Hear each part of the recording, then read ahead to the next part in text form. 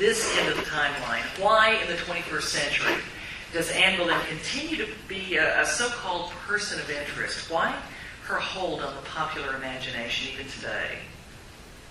Who'd like to tackle that first?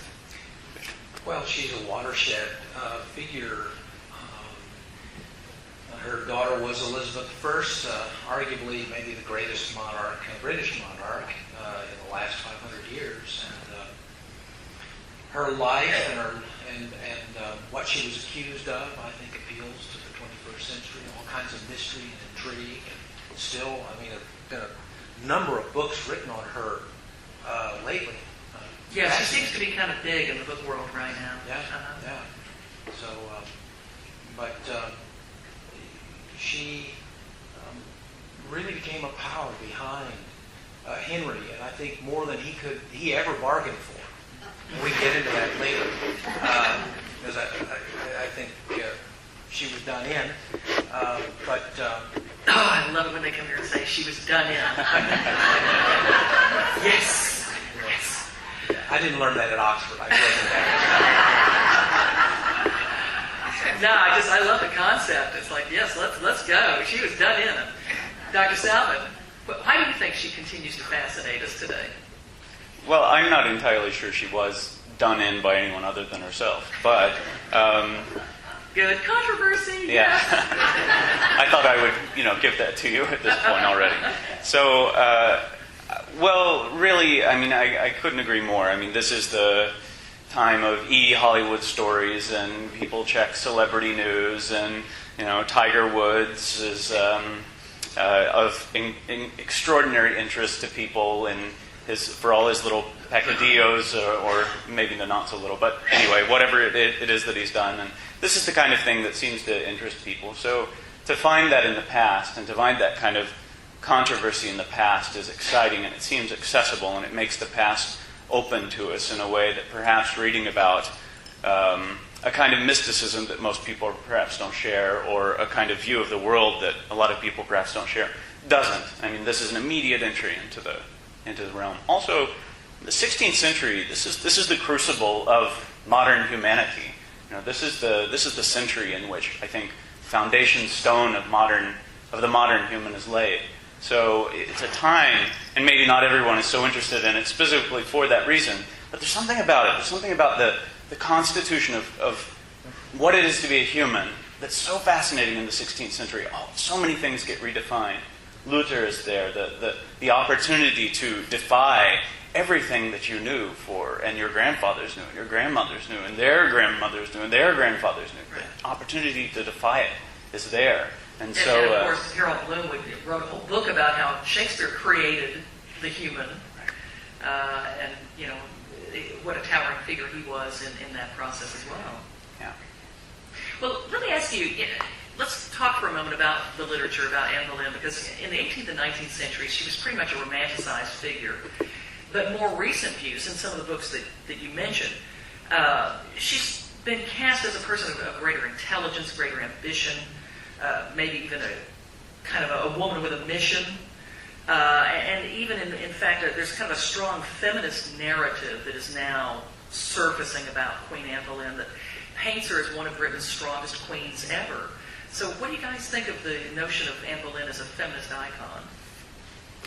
I can see why she would become that, certainly. She was well educated in the Netherlands and in France. She really was introduced to the whole European mindset, which was alive with Reformation going on, even in France. She was a maid of honor to two queens in France, and very, very intelligent, articulate, willful, and as I said, she became extremely powerful. Little known fact: the Archbishop of Canterbury, Thomas Cranmer, was a chaplain to the Boleyn household, and she'd been very much influenced by him, and so he becomes this major religious figure. really sponsored by her family. So she has influence in state, influence in the church, and so much influence that there develops this conflict between a man named Thomas Cromwell, an advisor to Henry, very powerful man working behind the scenes. So I can see why she would become that, because she was very outspoken in court.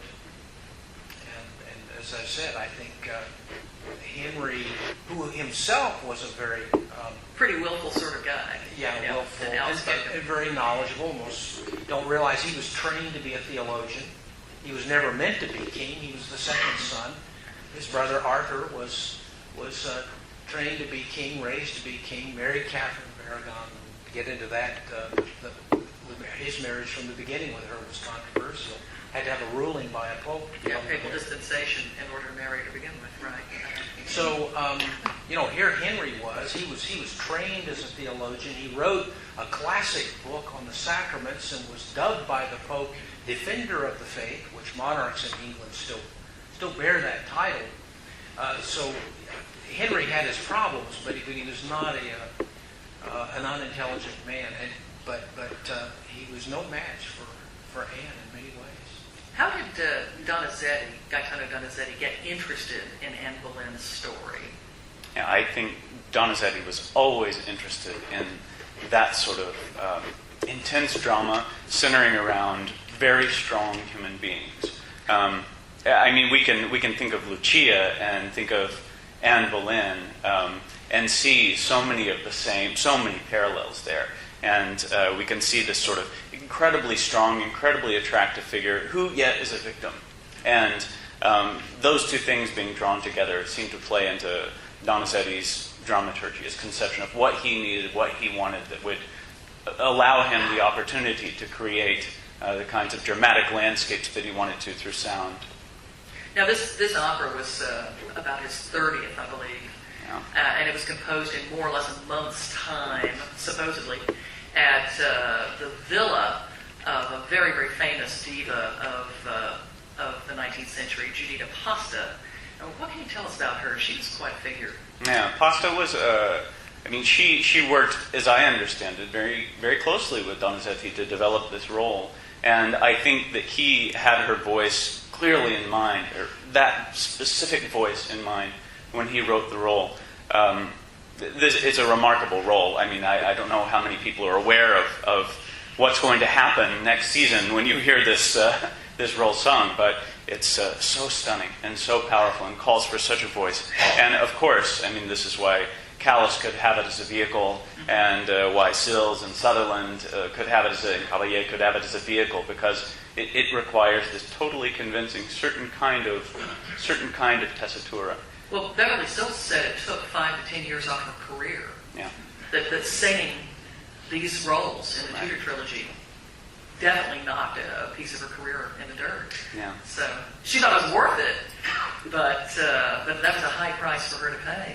Well, Pasta herself, supposedly, I know it sounds apocryphal, but her range supposedly ranged from A to D, that she was both a soprano and a mezzo and maybe a little contralto thrown in.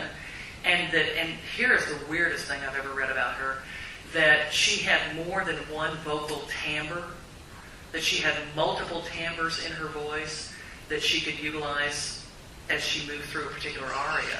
Yeah, it would make so much sense, of course, for Donizetti to want that sort of thing, but especially towards the end of Anna Bolena, where we have this kind of schizophrenia a la Lucia developing, and she has these moments of sweet sort of nostalgia, and then suddenly she's back in the present and on the verge of breakdown, and then she's back in this sort of nostalgic world. So the cultivation of different tones makes so much sense in the way Donizetti writes the role.